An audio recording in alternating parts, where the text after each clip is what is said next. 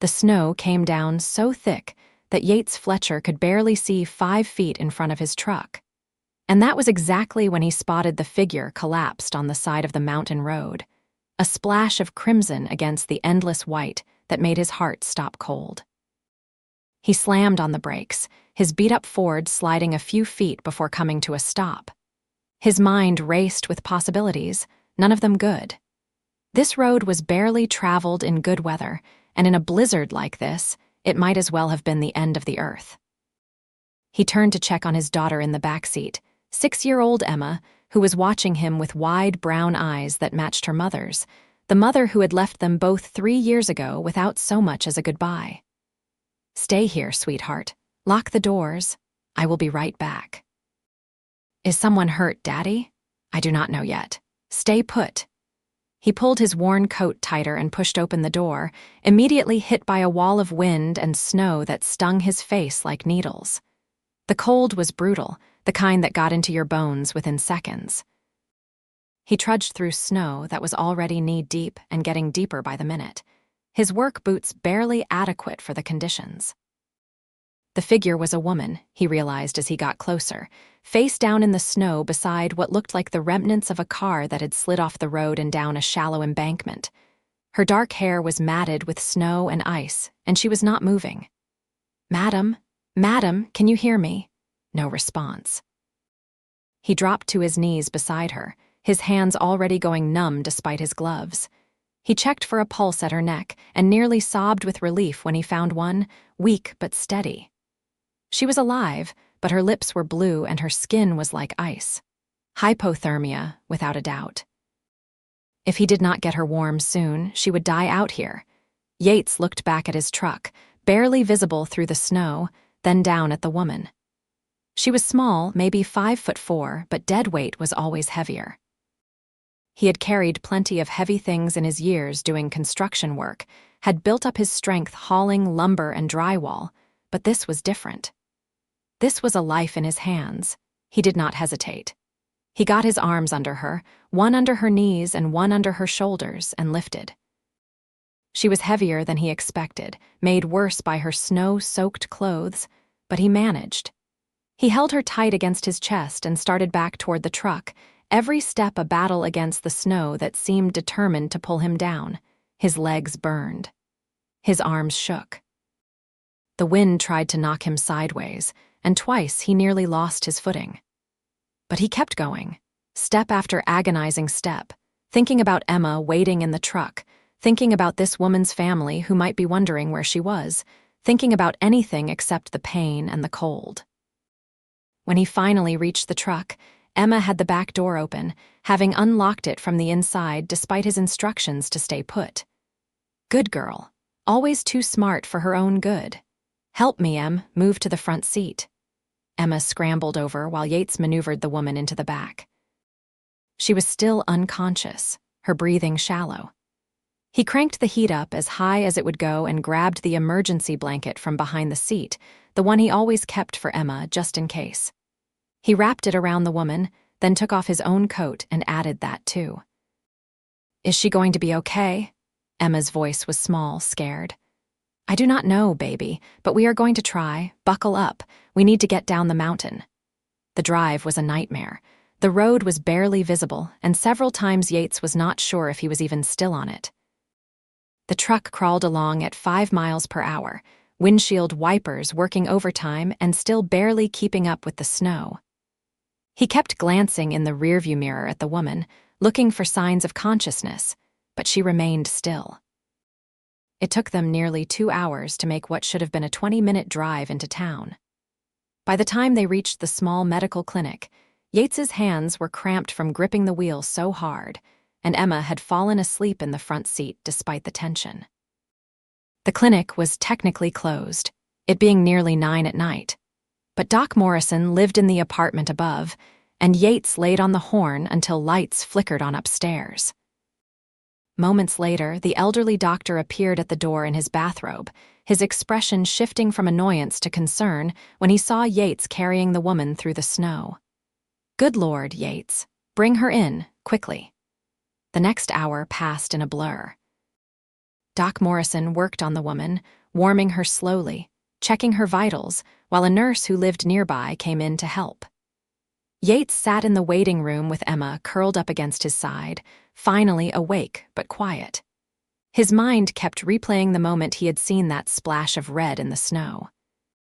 5 more minutes, maybe 10, and she would have been gone. The thought made him feel sick. Mr. Fletcher. The nurse, Betty, stood in the doorway. She's awake. She's asking about you. Yates blinked. Me, you saved her life. She wants to thank you. He looked down at Emma. You going to be okay out here for a minute? Can I come with you? I do not think that's a good idea, sweetheart. Emma's face fell, but she nodded. Betty smiled kindly. There's cookies in the break room, Emma. Want to help me find them?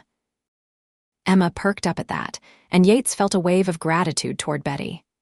He stood and followed Doc Morrison down the short hallway to one of the examination rooms. The woman was sitting up on the bed, wrapped in heated blankets. In the harsh fluorescent light, Yates got his first real look at her. She was beautiful, even with her hair tangled and her face still pale from the cold. Her eyes were a striking green, and they locked onto him the moment he entered the room. You saved my life, she said, her voice rough but clear. Yates shrugged, uncomfortable with the attention. Anyone would have done the same, but you did it. She held his gaze. I am Keira Jensen, and I owe you everything. The name meant nothing to him. Yates Fletcher, glad you are okay. Dr. Morrison said you carried me through the snow, that it was nearly a mile to your truck. Half a mile, maybe, was not that far. Keira's eyes welled up with tears. I thought I was going to die out there. My car went off the road and I tried to walk for help, but the snow, it was so deep and I got so cold, and then I just could not go anymore. I laid down and I thought that was it. That was the end. Something in her voice, the raw fear and relief mixed together, made Yates's chest tight. But it was not. You are safe now. Because of you. She reached out a hand, and after a moment, Yates took it. Her fingers were still cold, and he found himself holding them gently, trying to warm them. Thank you, Yates Fletcher. Thank you for not driving past. Thank you for caring enough to stop. Got a daughter of my own, Yates said quietly. Would hope someone would do the same for her if she ever needed it. Keira's expression softened. You have a daughter? Emma, she is 6. She is eating cookies in the break room right now, probably driving poor Betty crazy with questions. Despite everything, Keira smiled. I would like to meet her, to thank her too for sharing her father with a stranger. Doc Morrison cleared his throat. Not tonight, I am afraid. Miss Jensen needs rest, and you need to get your daughter home, Yates. The snow is still coming down pretty good out there. Yates nodded, suddenly exhausted. The adrenaline that had kept him going was fading, leaving him feeling hollow and tired. You take care, Miss Jensen. Keira, please call me Keira. Keira. He tried the name, found he liked how it felt. You take care, Keira. He turned to leave, but her voice stopped him. Will you come back? Tomorrow, maybe? I would like to talk to you when I am more myself. Yates hesitated. He had work tomorrow, a job site that could not afford delays. Money was tight, it always was, and missing a day meant Emma might have to wear shoes that pinched for another month. But something in Keira's eyes made him nod. I will try to stop by after work. Around 6? I will be here. Doc Morrison is keeping me overnight for observation. Good. Get some rest. This time when he left, she let him go. He collected Emma, who was indeed full of cookies and questions, and drove them home through the still falling snow. Their house was small, a 2-bedroom rental on the outskirts of town, but it was warm and it was theirs. Yates got Emma ready for bed, listening to her chatter about the lady and whether she would be okay and was not Daddy so brave. After Emma was asleep, Yates sat at the kitchen table with a beer he did not really want, staring at nothing. He kept thinking about Keira Jensen, about the fear in her eyes when she talked about lying down in the snow, about how close she had come to dying, about how different things would be if he had decided to take the other route home, or if he had left work 5 minutes later, or any of a dozen other small changes that would have meant he never saw her. Life was fragile. He had learned that when his wife, Rebecca, had walked out. had learned it again every time he struggled to make rent, to buy groceries, to give Emma the childhood she deserved. But tonight had driven it home in a new way. Everything could change in a moment. Everything could end. He finished his beer and went to bed, but sleep did not come easy. When it finally did, he dreamed of endless snow and a woman with green eyes. The next day dragged by with agonizing slowness. The job site was a new house on the north end of town, and Yates spent the day doing framing work, his hands moving automatically while his mind wandered. His boss, Jim, noticed his distraction and called him on it around lunchtime.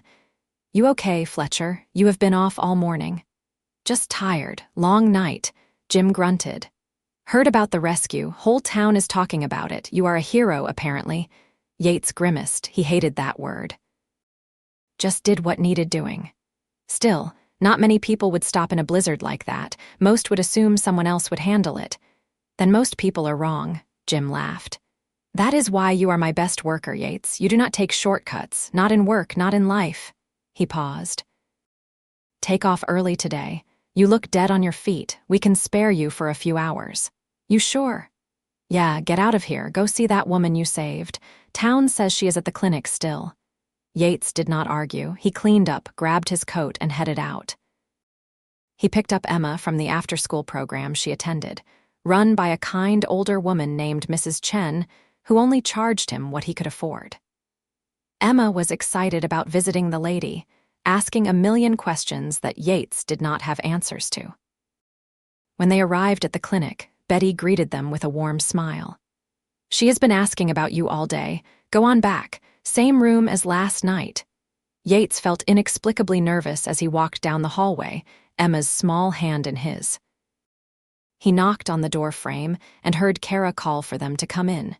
She looked 1,000 times better than she had the night before. Her hair was clean and pulled back in a braid, and color had returned to her cheeks. She was sitting up in bed wearing hospital scrubs someone must have lent her, and her face lit up when she saw them. "Yates, and you must be Emma." Emma suddenly went shy, hiding behind Yates's leg. He gently encouraged her forward. "Say hello, Em." "Hello," Emma whispered. Keira's smile was gentle.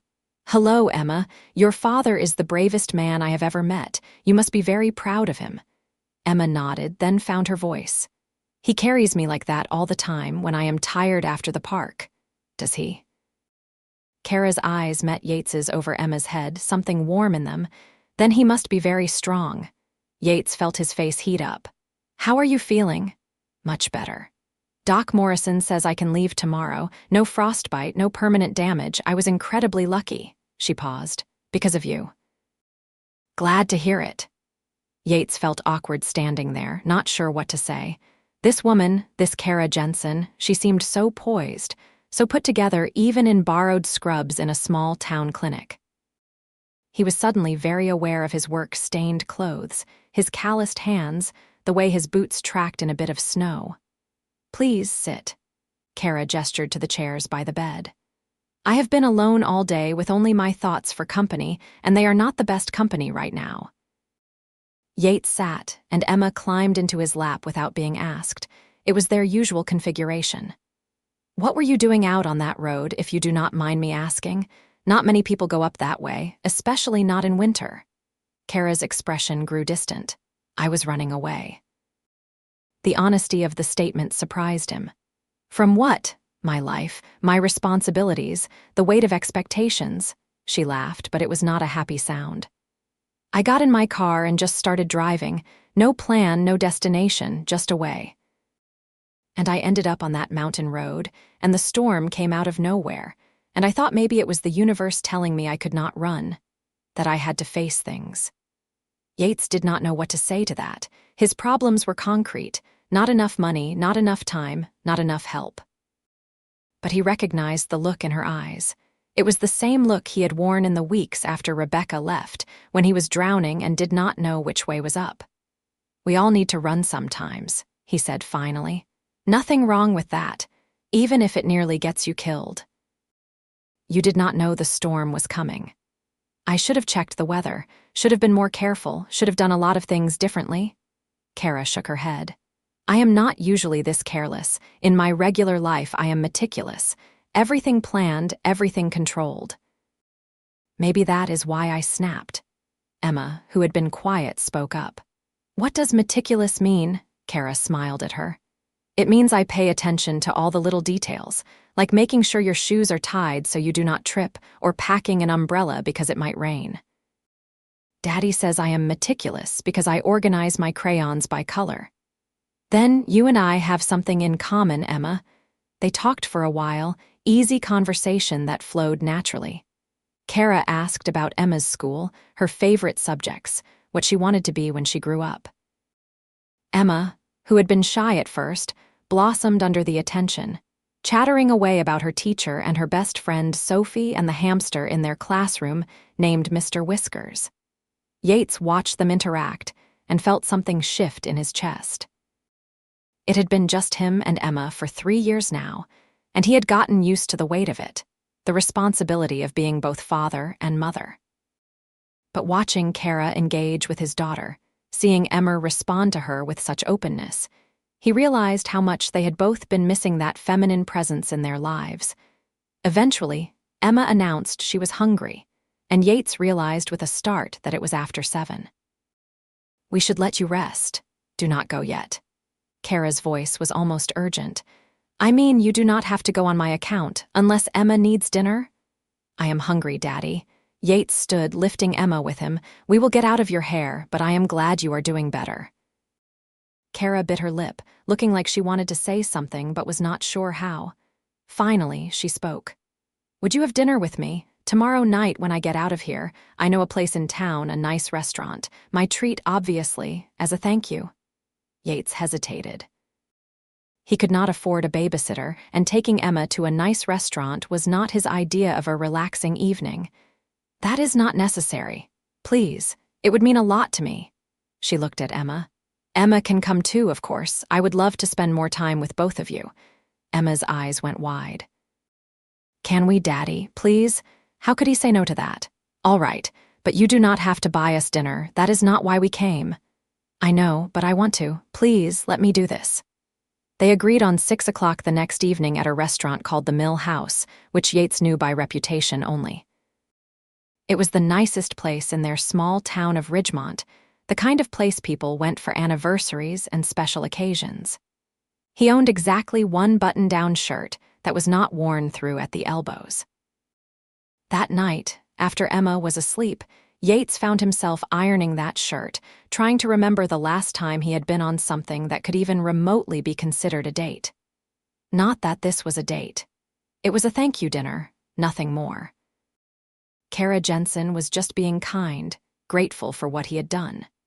But as he stood there ironing, he could not help but think about her smile, the way her eyes crinkled at the corners when Emma made her laugh. Could not help but remember the feeling of her hand in his, cold and trusting. He shook his head. He was being ridiculous. Women like Keira Jensen did not end up with men like him. She was clearly educated, well-spoken, probably had a career and a life waiting for her somewhere else. She would recover, say her thank yous, and leave Ridgemont in her rearview mirror. And he would go back to his life, the same as it had always been. The next evening, Yates and Emma arrived at the Mill House right at 6. Emma was wearing her best dress, the one they saved for church on the rare occasions they went, and Yates had on his button-down shirt with his least faded jeans. He felt out of place the moment they walked in. The restaurant was all low lighting, and cloth napkins and people dressed much nicer than they were. But then he saw Keira waiting at a table by the window, and his discomfort faded. She stood when she saw them, and he noticed she was wearing simple black pants and a green sweater that matched her eyes. Nothing fancy, nothing that would make them feel underdressed. She had done that on purpose, he realized. Had chosen this outfit to put them at ease. You came, she said, and there was genuine relief in her voice, like she had not been sure they would show up. We said we would, Yates replied. Dinner was nice, better than nice. The food was good, better than anything Yates usually ate, and Emma was on her best behavior, using her napkin and saying please and thank you without being reminded. But the best part was the conversation. Keira wanted to know everything about them, about their lives, and she listened like it mattered. Really listened. Yates found himself telling her things he usually kept private. About Rebecca leaving, about the struggle to make ends meet, about his fears that he was not giving Emma everything she needed. And Keira did not judge, did not offer empty platitudes. She just listened and nodded, and sometimes shared her own struggles. "I have not been happy in a long time," she admitted over dessert, while Emma was distracted by the cream brulee in front of her. "I have money, success, everything people are supposed to want, but somewhere along the way I lost myself, lost what matters." "What do you do?" Yates asked. "For work, I mean." Keira hesitated just for a moment. "I run a company, my father's company, actually. He passed away 2 years ago and left it to me. It is in tech software development, very boring, very corporate." Sounds like a lot of pressure. It is. "And I am good at it, which somehow makes it worse. Because if I am good at it, I should want to do it right. I should feel fulfilled, but I do not. I feel empty." Yates did not know what to say to that. His problems seemed so small suddenly, so concrete. He worried about money and time and keeping Emma safe and happy. But at least he knew what he wanted. At least he had that clarity. "Maybe that is why you ended up on that mountain road," he said finally. "Maybe you needed to get lost to figure out where you actually want to be." Keira stared at him for a long moment, her eyes bright. "Maybe you are right."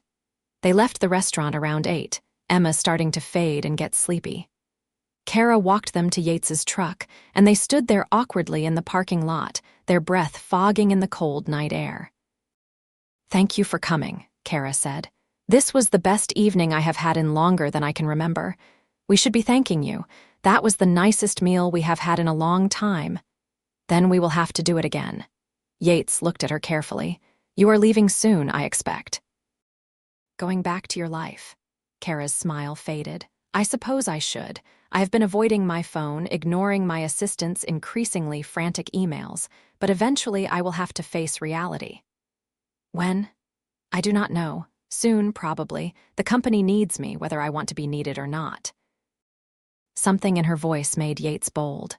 "What if you stayed a while? A few days, maybe a week. Let yourself recover properly before you jump back into that pressure." "I could not impose. You are not imposing. And from what you have told me, a few more days are not going to make much difference." "Your company will survive." Keira looked like she was considering it. "Where would I even stay? I assume the clinic will not keep me indefinitely." "There is a bed and breakfast on Maple Street. The Willow Inn. Mrs. Peterson runs it. Clean rooms, good breakfast, reasonable rates." "Then maybe I will stay. A few days, to recover." Emma, half asleep against Yates's shoulder, mumbled, "Good, I like Keira." Keira's eyes went soft. "I like you too, Emma." They said their good nights, and Yates drove home with a strange feeling in his chest. Hope, maybe. Or something dangerously close to it. The next few days fell into a pattern. Yates would work during the day, pick up Emma from after-school care, and then they would meet Keira somewhere. Coffee at the small cafe downtown. A walk through the park despite the cold. Dinner at the diner that was much more in Yates's price range, and where Keira insisted she loved the burgers. Ridgemont was a small town, and people noticed. They noticed the beautiful stranger who had nearly died on the mountain. Noticed that Yates Fletcher, who kept to himself and his daughter, was suddenly seen around town with a woman. The gossip was inevitable, but Yates found he did not care. Let them talk. He was happy, genuinely happy for the first time in years. Keira fit into their lives like she had always been there. She was good with Emma, patient and kind, treating her like a real person rather than just a child. And with Yates, she was easy. No games, no pretense. Just herself, whoever that was when she was not being the CEO of a tech company. One evening, about a week after the rescue, they were at Yates's house. Emma had begged Keira to come see her room, and Keira had agreed with such genuine enthusiasm that Emma had glowed. Now Emma was showing off her collection of rocks, explaining the origin of each one with great seriousness, and Keira was listening like it was the most important lecture she had ever heard. Yates watched them from the doorway and felt his heart do something complicated. He was falling for her. He knew it, could not deny it. But what was the point? Keira had a life waiting for her, a real life with responsibilities and importance. What could he offer her? A rental house with a leaky kitchen sink and a mortgage he barely made each month, a life of struggle and scraping by. After Emma was in bed, Yates and Keira sat on the couch with coffee, the TV on low, but neither of them really watching it. "This has been the best week," Keira said quietly.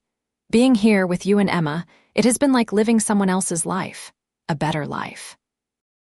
"Your life is not so bad," Yates pointed out. "You have success, security, things most people would kill for. Success is not the same as happiness. I am learning that. So what do you want? If you could have anything—" Keira turned to look at him, her green eyes serious. "I want this.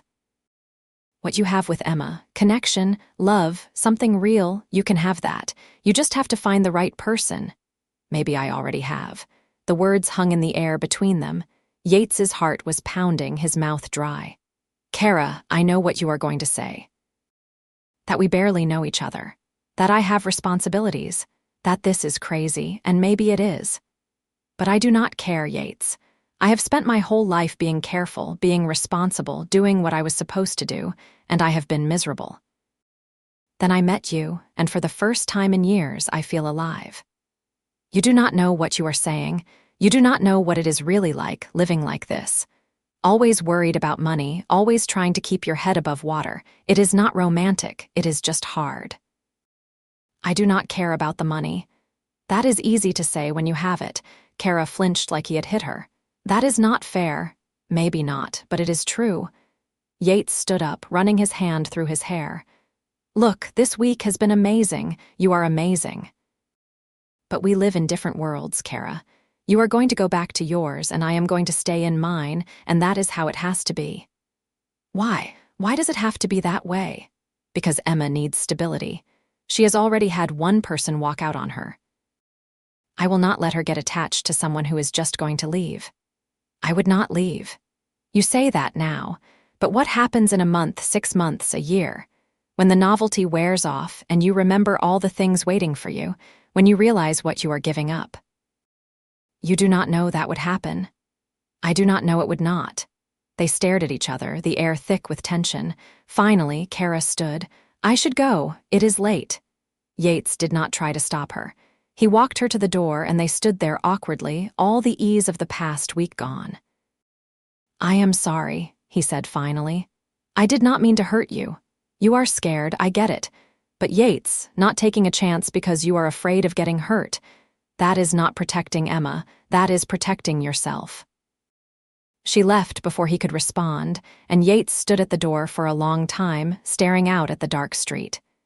His house felt empty without her, which was crazy because she had never really been a part of it. Had she? He did not sleep well that night. He kept thinking about what Keira had said about protecting himself. Was she right? Was he letting fear dictate his choices? The next morning, Emma asked where Keira was at breakfast. "I thought she was coming over to help me build my Lego castle." "She is busy today, sweetheart." But she promised. Yates felt a spike of anger that surprised him with its intensity. If Keira was going to make promises to his daughter, she should keep them. That was what he had been trying to avoid, Emma getting hurt when the inevitable happened and Keira left. But around 10 that morning, there was a knock on the door. Yates opened it to find Keira standing there, holding a bag from the toy store and looking uncertain. "I hope it is okay that I came by. I promised Emma I would help with her Legos." Emma appeared at Yates's side like she had been summoned. "Keira, you came?" "Of course I came. I promised, did I not?"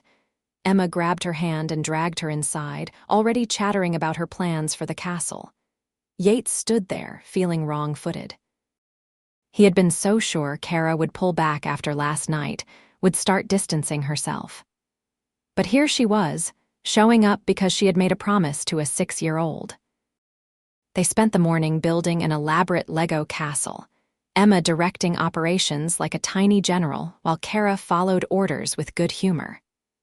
Yates tried to give them space, but he found himself drawn to the living room, watching them work together. At one point, Keira looked up and caught him staring. She did not smile, just held his gaze for a long moment before turning back to the Legos. There was something in that look, something that said they were not done talking. Not by a long shot. After lunch, Emma wanted to go to the park. The day was cold but clear, the sun bright on the snow. They bundled up and walked the few blocks to the small playground, Emma running ahead while Yates and Keira followed more slowly. "I thought about what you said last night," Keira said quietly. "About Emma needing stability. You are right."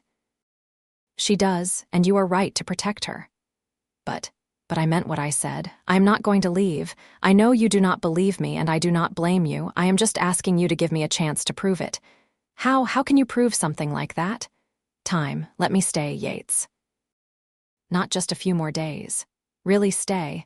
I can work remotely, handle most of my responsibilities from here, and the things that need me in person I can fly back for. But I want to make Ridgemont my base. I want to be here." "Why? What is here for you?" Keira stopped walking, turning to face him.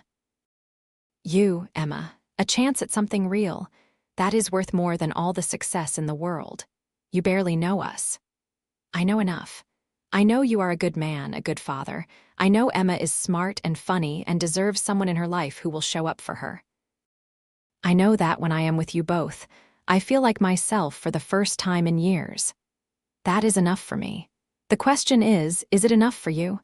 Yates watched Emma on the swings, her laughter carrying across the cold air. He thought about Rebecca, about the hole her leaving had torn in both their lives. He thought about the fear that had become his constant companion, the fear of not being enough, of failing, of losing what little he had. But he also thought about the past week. About Keira's smile, her laugh, the way she looked at him like he was someone special. About how Emma had blossomed with Keira's attention, how happy she had been. "It scares me," he admitted. "The idea of letting you in, of letting Emma get attached. Because if this does not work, if you change your mind, then we will deal with it. Together. But Yates, you cannot live your life afraid of what might happen. Sometimes you have to take a leap of faith." "That is easy for you to say. You are not the one who will have to pick up the pieces if Emma gets hurt. You are right, but I will be right there with you, helping, if you let me." Emma called to them from the swings, wanting them to watch her go high. They walked over together, and Yates pushed her, sending her soaring. Keira stood beside him, close enough that their shoulders brushed, and he let himself imagine what it might be like. A life with her in it. Not just for a week or a month, but really in it. It was terrifying. It was also the most hopeful he had felt in years. Over the next few weeks, Keira made good on her promise. She found a small, furnished apartment in town, something temporary but more permanent than the inn. She set up a home office and spent her days on video calls and email, managing her company from a distance. And every evening, she was there. At the house, or meeting them somewhere, or inviting them to her place for dinner, she and Emma grew close, genuinely close. Keira helped with homework, read bedtime stories when Yates was running late from work, and listened with infinite patience to Emma's long, rambling stories about school. And Emma, who had been cautious at first, began to open up. She drew pictures for Keira, saved her best stories for when Keira was there, and started asking when they were going to see her before Yates even brought it up. It should have made Yates nervous, this rapid attachment. But he saw how careful Keira was, how she never made promises she could not keep, how she always followed through. She was proving herself day by day, moment by moment. And somewhere in those weeks, Yates fell completely, irrevocably in love. It happened in small moments. The way Keira laughed at his terrible jokes, how she always insisted on doing the dishes when she came for dinner. The evening he came home exhausted from a long day and found her playing cards with Emma, and she looked up at him with such warmth that his heart stopped. The night Emma had a nightmare and Keira, who had been there for a late dinner, helped calm her down, singing a lullaby in a soft, sweet voice that made Yates want to pull her close and never let go. He fought it at first, this feeling. Told himself it was too soon, too fast, too risky. But love did not care about his objections. It just grew, steady and sure, until he could not imagine his life without her in it. The realization that she felt the same way came on a Friday night in early February. Emma was at a sleepover with her friend Sophie, a rare occurrence that had been planned for weeks. Yates had been looking forward to a quiet evening alone, maybe watching a game and having a beer. But Keira had invited him to dinner at her apartment, and he had said yes without hesitation. She cooked, which surprised him. A simple pasta dish with homemade sauce that was better than anything he had tasted in a long time. They ate by candlelight, talking and laughing, and when they moved to the couch afterward, it felt natural to sit close to her, to put his arm around her shoulders. "Yates," she said softly, her head resting against his shoulder, "can I tell you something? Of course. I am happy, really, truly happy. I did not think I could feel this way. I am glad." She pulled back to look at him, her green eyes serious. "I am falling in love with you. With both of you, you and Emma. And I know we said we would take this slow, but I need you to know. I need you to understand that this is not temporary for me. You are not temporary." Yates's heart was pounding so hard he was sure she could hear it. "I am falling in love with you too. Have been for a while now. Really, really." He reached up, cupping her face in his hand. "You scare the hell out of me, Keira Jensen, because I have never felt this way about anyone, and I do not know what I would do if I lost you. You are not going to lose me. You promise?" "I promise." He kissed her then, soft and careful at first, then deeper when she responded with a small sound of pleasure. It felt like coming home, like finding something he had not known he was missing. When they finally pulled apart, they were both breathing hard, and Keira's eyes were bright. "I love you," she whispered. "I love you too." They spent the rest of the evening talking, really talking about the future, about what it would mean to build a life together. Keira was honest about her responsibilities, about the company that still needed her attention. But she was equally clear that she could do most of her work remotely, that the life she had been living before, the constant pressure and stress, was not necessary. She could delegate more. She could trust her team. She could choose to live her life rather than just survive it. And Yates was honest about his fears, about money, about being enough, about the weight of responsibility he carried. But Keira listened without judgment, and when he was done, she simply said, "We will figure it out, together." That word, together, it changed everything. They decided to take things slow when it came to telling Emma. She was young, and they did not want to confuse her or make her feel pressured. But Emma, it turned out, was more perceptive than they gave her credit for. About a week after that dinner, as Keira was leaving after an evening at the house, Emma asked, "Is Keira your girlfriend, Daddy?" Yates, who had been helping Emma get ready for bed, froze. "What makes you ask that? You look at her the way Prince Charming looks at Cinderella in the movie. All smiley and happy, out of the mouths of babes. Would it be okay with you if she was?" Emma considered this seriously. "Will she still be my friend too? Of course, she would not stop being your friend." "Then I think it is okay. I like Keira. She is nice and she listens to me." "She is nice, and I like her too, a lot." "Good, then you should tell her." Yates laughed, ruffling his daughter's hair. "I already did, kiddo." Emma's face lit up. "Really? So she is your girlfriend? If she says yes when I ask her officially, then yeah. She will say yes, I know she will." Emma's confidence was contagious. The next evening, Yates asked Keira officially, feeling like a teenager despite being a 32-year-old man with a child. "Will you be my girlfriend?" Keira's smile was brilliant. "I thought you would never ask. Yes, 1,000 times yes." The months that followed were the happiest of Yates's life. He and Keira navigated the complexities of building a relationship while respecting Emma's needs and feelings. They had date nights when Emma was at sleepovers or being watched by Mrs. Chen. They had family nights where the three of them cooked dinner together, played games, or watched movies. They built routines and traditions, and slowly they built a life. Keira's presence changed things in practical ways, too. She insisted on helping with expenses, not in a way that made Yates feel diminished, but as a partner contributing to their shared life. She paid for groceries sometimes, or bought Emma new shoes when her old ones were wearing through. And when Yates's truck finally gave up the ghost in April, breaking down on the side of the road with a mechanical death rattle, Keira was there. "Let me help," she said, when he told her he would have to figure out a car payment he could not afford. "I cannot ask you to do that." "You are not asking, I am offering. Yates, I have money, a lot of money, more than I could ever spend. Let me use it for something that matters. I do not want you to think I am with you for your money." Keira looked genuinely hurt. "Do you really think I would believe that, after everything?" "No, I am sorry. I have always taken care of myself and Emma. It is hard to accept help." "I know, but you do not have to do everything alone anymore. That is what being together means." They compromised. Keira helped him get a good, reliable, used truck, and Yates insisted on paying her back over time, even though she said it was not necessary. It was important to him, maintaining that sense of independence, of pulling his own weight. And Keira respected that, even if she did not fully understand it. As spring turned to summer, the question of what came next began to hover over them.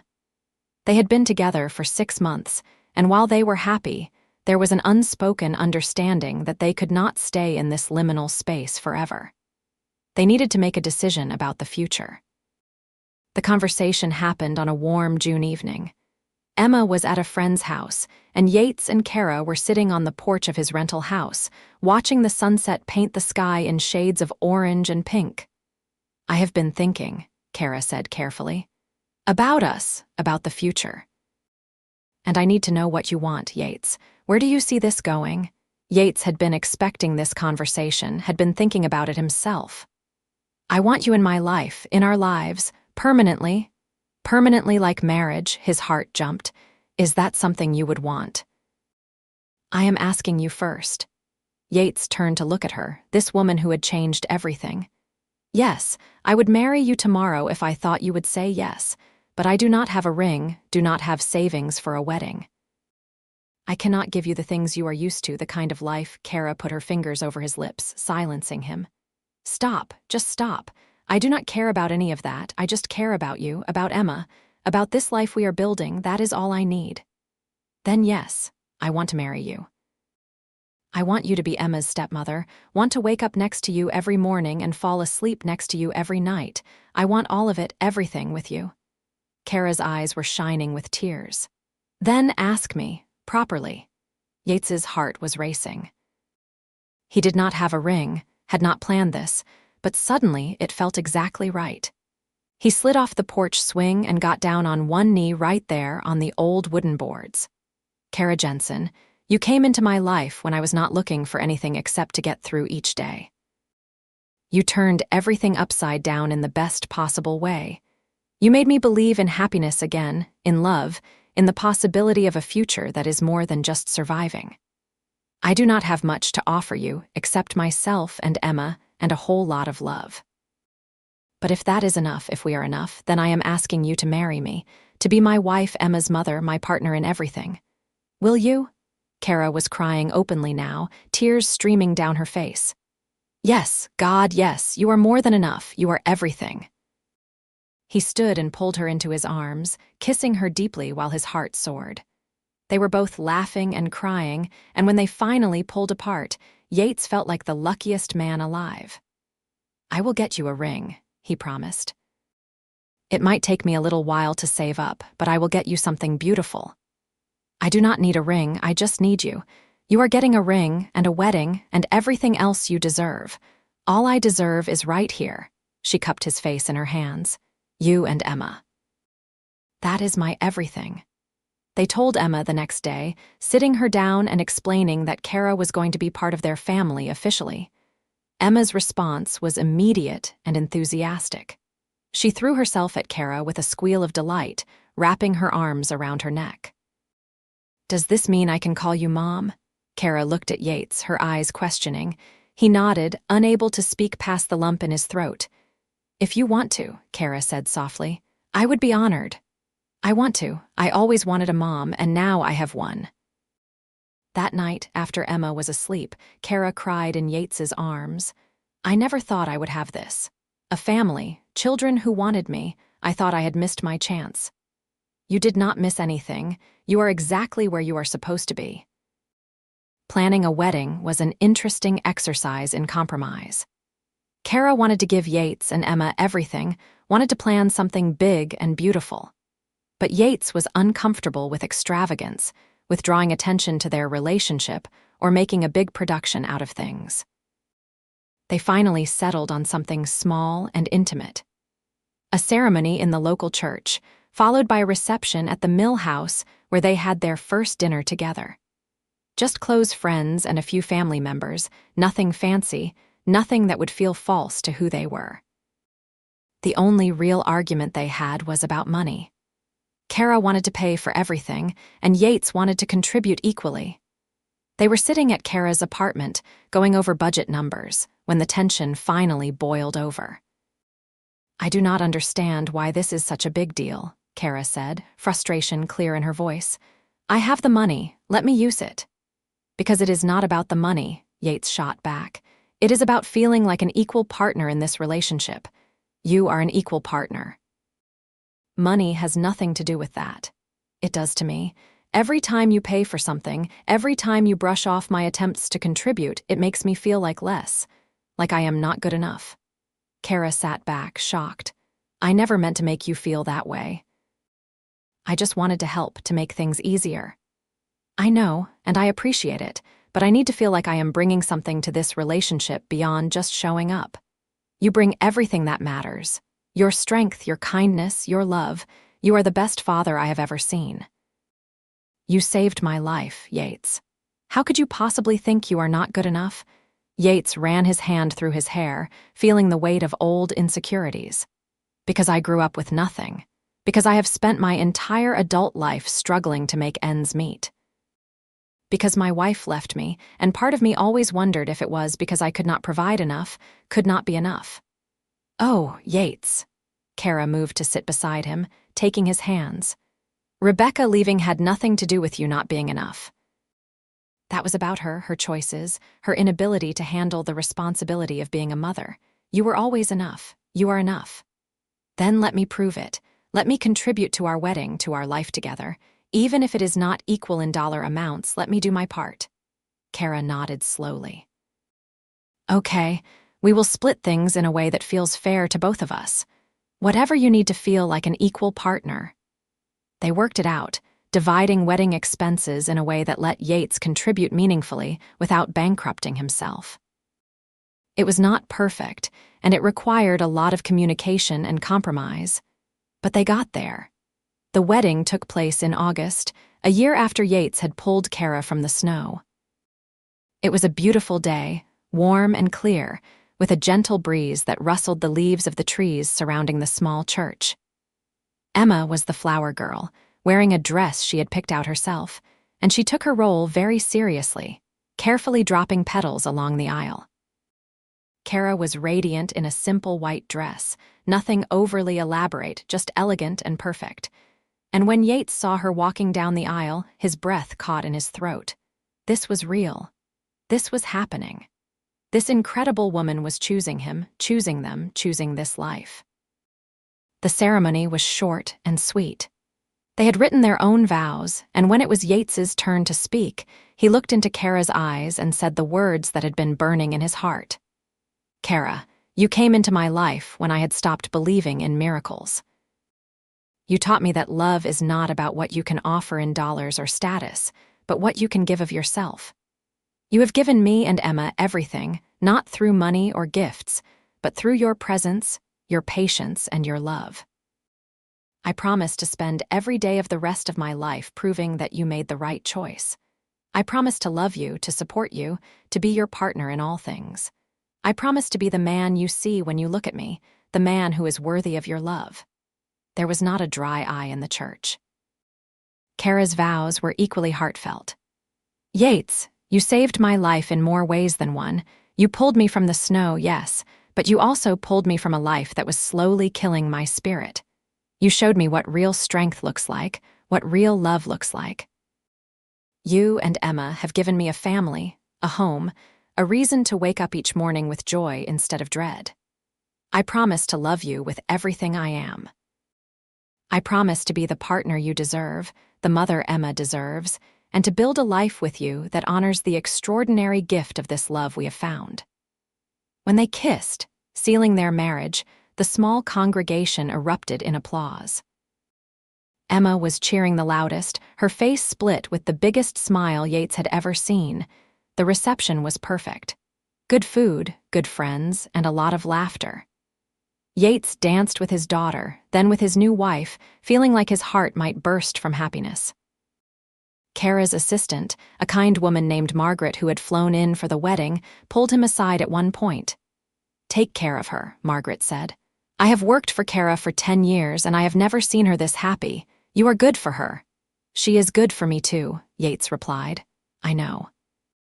"I can see it. You both light up around each other. That is rare, what you have. Do not take it for granted."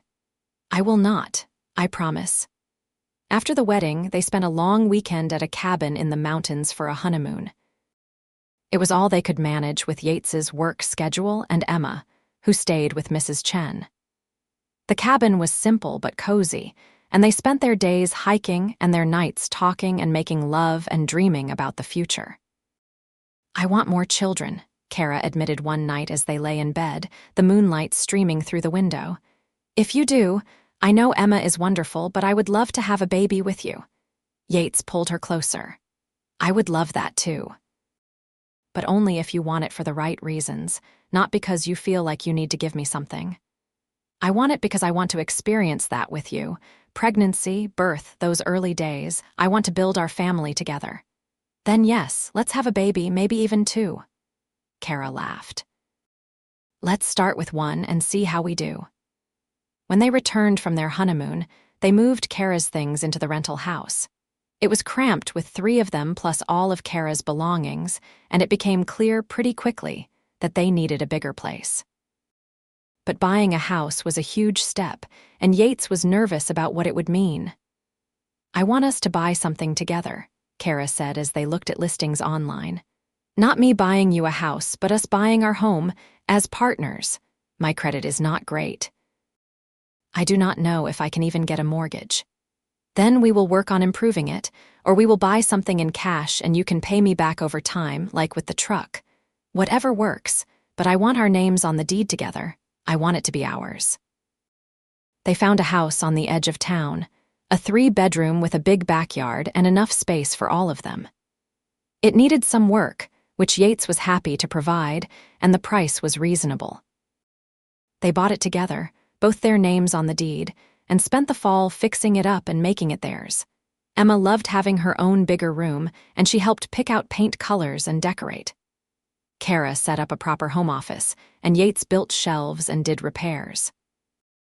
It was work, but it was the good kind of work, the kind that built something lasting. By Thanksgiving, they were settled. They hosted dinner at the new house, inviting Mrs. Chen, Doc Morrison, Betty from the clinic, and a few of Yates's friends from work. It was crowded and chaotic and absolutely perfect. As Yates looked around the table at the people he loved, at his wife and daughter, at the life they had built together, he felt a wave of gratitude so intense it nearly knocked him over. A year ago, he had been barely hanging on, just trying to survive each day. Now he had everything. Not because of money or status, but because he had taken a chance. Because he had stopped in a blizzard to help a stranger, and that stranger had become his entire world. After everyone had left and Emma was in bed, Yates and Keira sat on the couch in their new living room, exhausted but happy. "Thank you," Keira said softly. "For what? For giving me this, for taking a chance on us, for building this life with me." "I should be thanking you. You gave up everything you knew to be here." "I did not give up anything that mattered. I gained everything that does." She paused. "I have something to tell you." Yates turned to look at her, suddenly nervous. "What is it?" Keira's smile was brilliant. I am pregnant. We are going to have a baby." For a moment, Yates could not speak. Then he was pulling her into his arms, holding her tight, laughing and crying at the same time. "Are you sure?" "I took 3 tests, I am sure." "When?" "The doctor thinks I am about 6 weeks along, so the baby will come in early summer." A baby. They were going to have a baby. Yates felt like his heart might explode from joy. "I love you so much." "I love you too, and Emma is going to be such a good big sister." They told Emma the next day, and her reaction was everything they could have hoped for. She jumped up and down with excitement, asking a million questions about the baby, about when it would come, about whether it would be a boy or a girl. When they told her she could help pick out the baby's name, she took the responsibility very seriously, making lists and changing her mind daily. The pregnancy was smooth, and Keira glowed with health and happiness. She continued working, but she had delegated more responsibilities to her team, trusting them to handle the day-to-day operations while she focused on the big picture. She was still the CEO, still successful and respected, but she had found balance. She had found a way to have both the career and the life she wanted.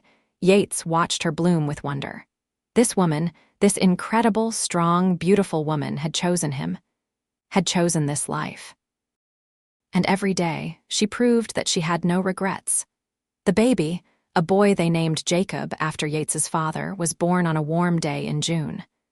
The labor was long and difficult, and Yates held Keira's hand through all of it, marveling at her strength. When Jacob finally arrived, tiny and perfect and screaming at the top of his lungs, Yates cried like a baby himself. Emma was allowed to visit later that day, and she climbed carefully onto the hospital bed to peer at her new brother. "He is so small," she whispered in awe. "You were that small once," Keira told her, smiling through her exhaustion. "Really, really. Can I hold him?" They settled Emma carefully, supporting her arms, and placed Jacob in her lap. Emma stared down at him with such love and wonder that Yates had to look away to compose himself. "I am going to be the best big sister ever," Emma declared. "I am going to teach him everything." "I know you will, sweetheart," Keira said. The first few months with a newborn were exhausting, but they got through it together.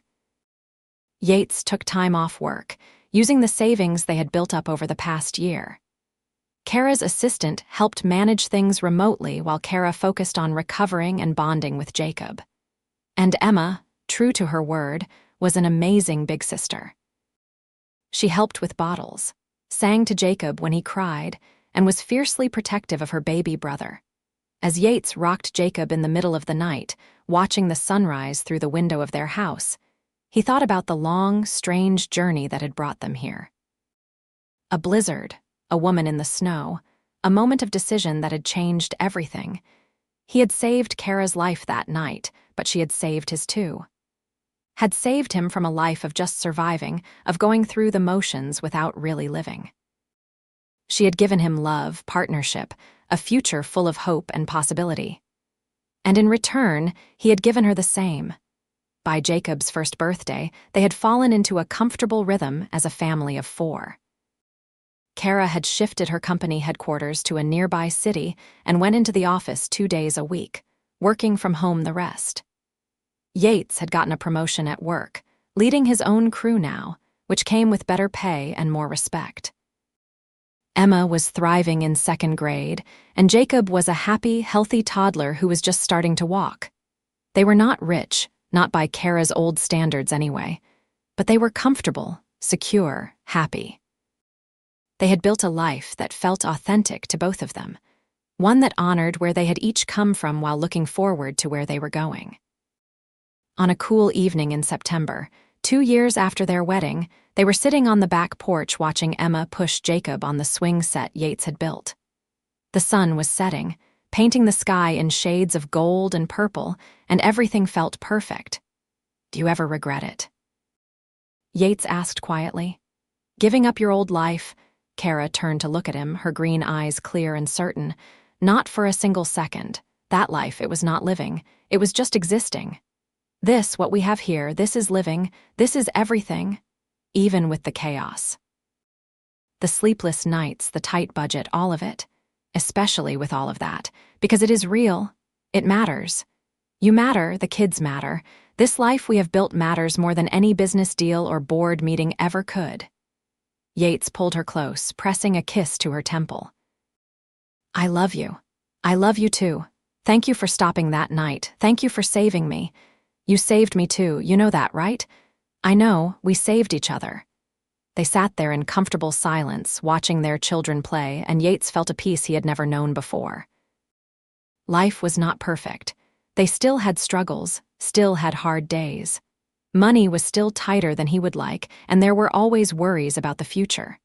But they faced it all together, as partners, as a family, and that made all the difference. Emma called them to come push her on the swing, her voice bright with laughter. Jacob squealed and clapped his hands, wanting to be pushed higher. Keira stood, reaching for Yates's hand. Come on, Dad, our kids need us. Yates took her hand, lacing their fingers together, and they walked across the yard together. He pushed Emma while Keira tended to Jacob, and their laughter filled the evening air. This, Yates thought, this was what happiness looked like. Not a fairy tale, not perfection, but something real and earned and infinitely precious. A year later, Keira announced she was pregnant again. This time, she wanted a home birth, and after some discussion and research, Yates agreed. Their daughter, Lily, was born on a snowy January morning in their bedroom, with a midwife attending and Emma and Jacob waiting anxiously downstairs with Mrs. Chen. When it was over, and Keira was settled with the baby, they brought the kids up to meet their sister.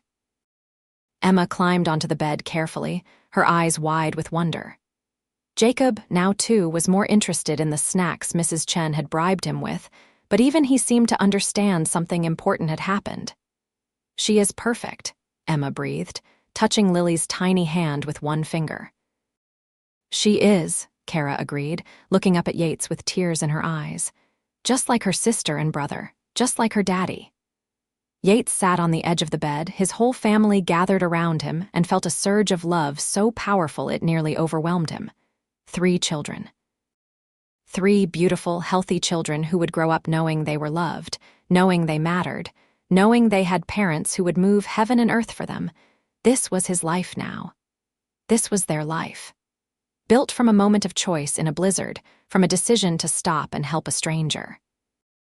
From taking a chance on love, even when it scared him. From Keira's courage to walk away from a life that did not serve her and build something new. As the snow fell softly outside their window, blanketing the world in white, Yates held his family close and knew that he was the luckiest man alive. Not because of money or status or any external measure of success, but because he had love. Real, deep, lasting love. The kind that weathered storms and grew stronger with time, the kind that built homes and families and lives worth living. What are you thinking about? Keira asked softly, her hand finding his. About snow, Yates said. About how I used to hate it, used to dread winter. But now, every time it snows, I think about the night I found you. About how that storm brought you into my life. And I think maybe snow is not so bad after all. Keira smiled, that brilliant smile that still made his heart skip. It brought me to you, to all of this, so no, snow is not bad at all, it is magic. Magic, Yates agreed, looking down at baby Lily, then at Emma and Jacob, then at his wife, his family, his life. Yeah, I guess it is. The years that followed were full and rich. They had their challenges, of course. Sleepless nights with a newborn, Emma's struggles with math in 4th grade, Jacob's terrible twos that seemed to last until he was almost 4. Yates's mother passing away when Lily was 2, a loss that hit him hard. A recession that affected Yates's construction work, leading to some lean months. Keira's company facing a hostile takeover attempt that required her to be more hands-on for several months, but they weathered it all together. They learned to communicate, to compromise, to support each other through the hard times. They learned that love was not just a feeling but a choice, made daily, sometimes hourly. A choice to show up, to be present, to put the family first even when it was difficult. Emma grew into a smart, confident teenager with her father's work ethic and her stepmother's head for business. She never called Keira anything but mom, and the bond between them was as strong as any biological relationship. Jacob was a ball of energy, always moving, always exploring, keeping them on their toes. And Lily was their surprise, the baby who had not been planned but who fit perfectly into their family, sweet and funny and adored by her older siblings. On the 5-year anniversary of their wedding, Yates and Keira renewed their vows. It was Emma's idea, actually. She wanted to be part of the ceremony this time, she said, to stand up with them and Jacob and Lily and declare them all a family officially. They held the ceremony in their backyard on a beautiful summer day. Just close friends and family, nothing fancy. Emma, Jacob, and Lily stood with them as they repeated their vows, promising again to love and honor each other, to be partners in all things, to build a life together that honored the gift they had been given.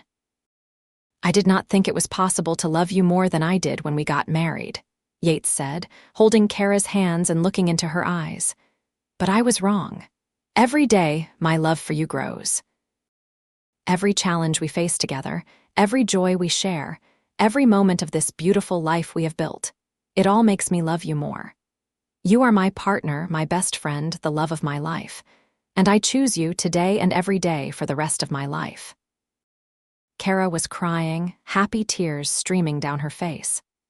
"5 years ago, I married you without knowing what the future would hold, but I knew I wanted to face it with you, and these 5 years have been the best of my life. Not because they have been easy, but because we have faced them together. You are my rock, Yates. You and these beautiful children. You are my home, and I choose you, all of you, today and always." Their kiss was witnessed by their children, who cheered and clapped. Later, as they danced on the makeshift floor Yates had built in the backyard, Keira rested her head on his shoulder and said, "Thank you for stopping that night. Thank you for being worth stopping for. We are quite the pair, are not we? The best." As the sun set, and their guests mingled and their children played, Yates held his wife close and thought about the journey that had brought them here. From a struggling single dad barely keeping his head above water to a man with a family, a home, a life full of love and purpose. From a night in a blizzard to this moment, this celebration of a love that had changed everything. He thought about the man he had been 5 years ago, afraid to take a chance, afraid to believe that happiness was possible. And he thought about the man he was now, confident and secure in the knowledge that he was loved and valued, not for what he could provide in material terms, but for who he was, for the person Keira saw when she looked at him. "What are you thinking about?" Keira asked, pulling back to look up at him. "About how far we have come, about how much has changed. Do you miss it? Your old life before all this chaos?" Yates looked around at their children, their friends, the home they had built together. "Not for a second. This chaos, this beautiful mess, it is everything I never knew I wanted." "Me too." Keira stood on her toes to kiss him softly. "Me too." The party wound down as the evening grew late. They got the kids to bed, all 3 of them exhausted from the excitement of the day. Then Yates and Keira sat on the back porch with glasses of wine, watching the stars come out. "We should go back there sometime," Keira said suddenly. "Back where?" "To the mountain road. Where you found me, I have never been back, have not seen it since that night." Yates considered it. "Are you sure you want to?" "I think so. I want to see it with clear eyes, without the fear and the cold. I want to stand there with you and remember how it all started." They went the following weekend, just the 2 of them. Mrs. Chen watched the kids, and they drove up the mountain road on a clear, sunny day. The road looked completely different in daylight, wider and less treacherous than Yates remembered. They found the spot where Keira's car had gone off, still visible if you knew what to look for. They stood there together, Yates's arm around Keira's waist, looking down at the spot where her life had almost ended. "I was so scared," Keira said quietly. "I remember the car sliding the moment I realized I could not stop it, and then the cold, walking in the snow, trying to find help. I knew I was in trouble, but I did not know how bad it was until I could not go any further. I just laid down and I was so tired and I thought that was it. But it was not. Because you stopped. Because you saw me and you did not drive past. You saved me, Yates. In every way a person can be saved. Yates turned her to face him.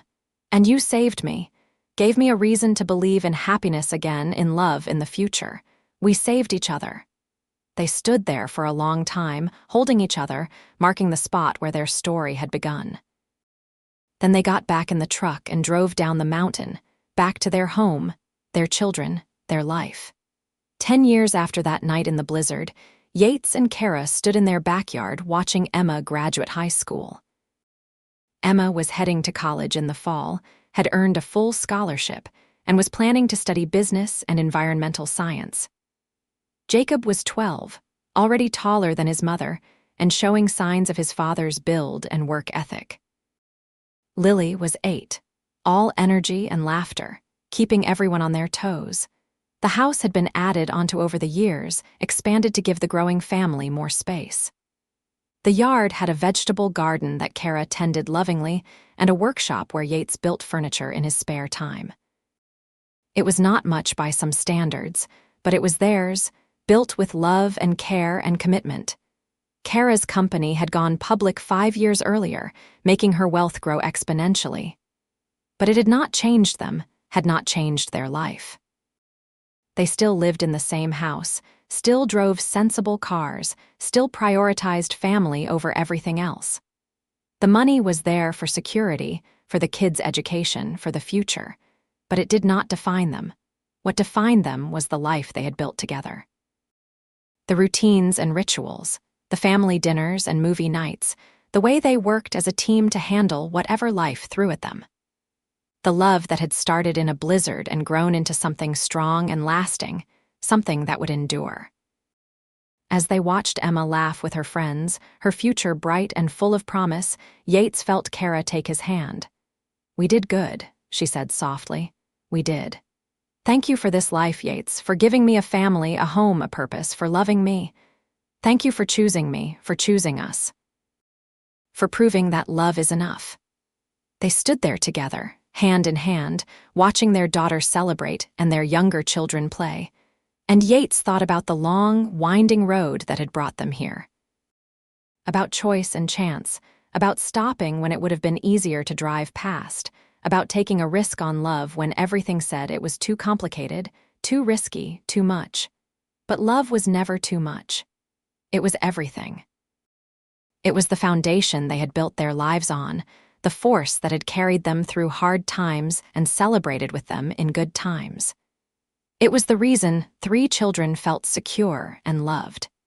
It was the reason Yates woke up every morning grateful for another day. As the sun set on Emma's graduation party, as their family and friends gathered around them, Yates pulled Keira close and whispered in her ear, "I would do it all again, every single moment, just to end up here with you." Keira looked up at him, her green eyes bright with tears and love. "So would I. 1,000 times over." And in that moment, surrounded by the life they had built, the family they had created, the love that had sustained them through everything, Yates Fletcher knew with absolute certainty that he was exactly where he was meant to be. That the night he pulled Keira Jensen from the snow had not just saved her life, but had transformed his. Had given him everything he had ever wanted and so much more than he had ever dreamed possible. It was not a fairy tale. It was better. It was real.